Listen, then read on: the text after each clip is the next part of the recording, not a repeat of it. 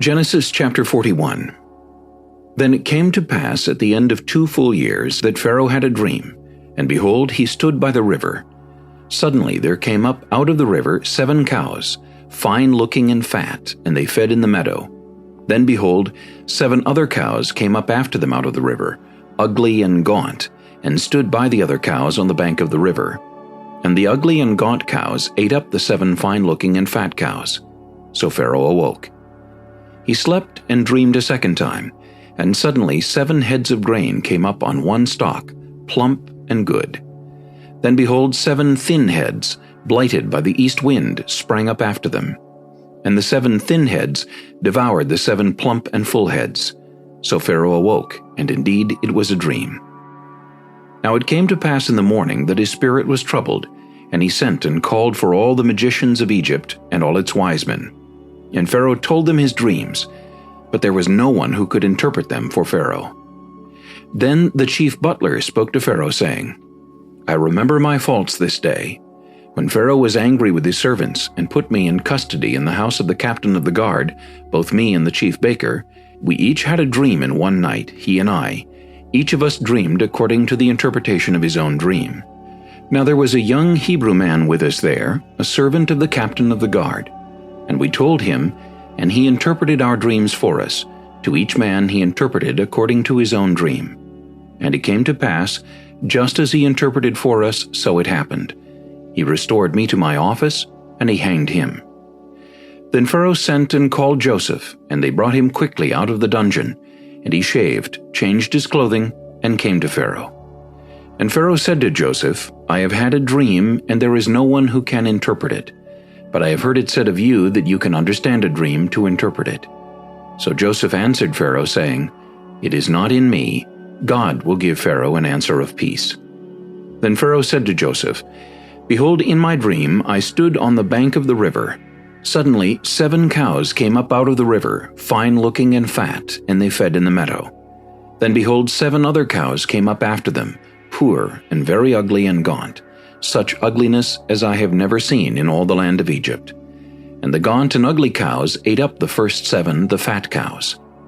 When they had eaten them up, no one would have known that they had eaten them, for they were just as ugly as at the beginning. So I awoke. Also I saw in my dream, and suddenly 7 heads came up on one stalk, full and good. Then behold, 7 heads, withered, thin, and blighted by the east wind, sprang up after them. And the thin heads devoured the 7 good heads. So I told this to the magicians, but there was no one who could explain it to me. Then Joseph said to Pharaoh, The dreams of Pharaoh are one. God has shown Pharaoh what he is about to do. The 7 good cows are 7 years, and the 7 good heads are 7 years. The dreams are one. And the 7 thin and ugly cows which came up after them are 7 years, and the 7 empty heads blighted by the east wind are 7 years of famine. This is the thing which I have spoken to Pharaoh. God has shown Pharaoh what he is about to do. Indeed, 7 years of great plenty will come throughout all the land of Egypt. But after them 7 years of famine will arise, and all the plenty will be forgotten in the land of Egypt, and the famine will deplete the land. So the plenty will not be known in the land because of the famine following, for it will be very severe. And the dream was repeated to Pharaoh twice, because the thing is established by God, and God will shortly bring it to pass. Now therefore, let Pharaoh select a discerning and wise man, and set him over the land of Egypt. Let Pharaoh do this, and let him appoint officers over the land to collect 1/5 of the produce of the land of Egypt in the 7 plentiful years. And let them gather all the food of those good years that are coming, and store up grain under the authority of Pharaoh, and let them keep food in the cities. Then that food shall be as a reserve for the land for the 7 years of famine which shall be in the land of Egypt, that the land may not perish during the famine. So the advice was good in the eyes of Pharaoh, and in the eyes of all his servants. And Pharaoh said to his servants, Can we find such a one as this, a man in whom is the Spirit of God? Then Pharaoh said to Joseph, Inasmuch as God has shown you all this, there is no one as discerning and wise as you. You shall be over my house, and all my people shall be ruled according to your word. Only in regard to the throne will I be greater than you. And Pharaoh said to Joseph, See, I have set you over all the land of Egypt. Then Pharaoh took his signet ring off his hand and put it on Joseph's hand, and he clothed him in garments of fine linen, and put a gold chain around his neck.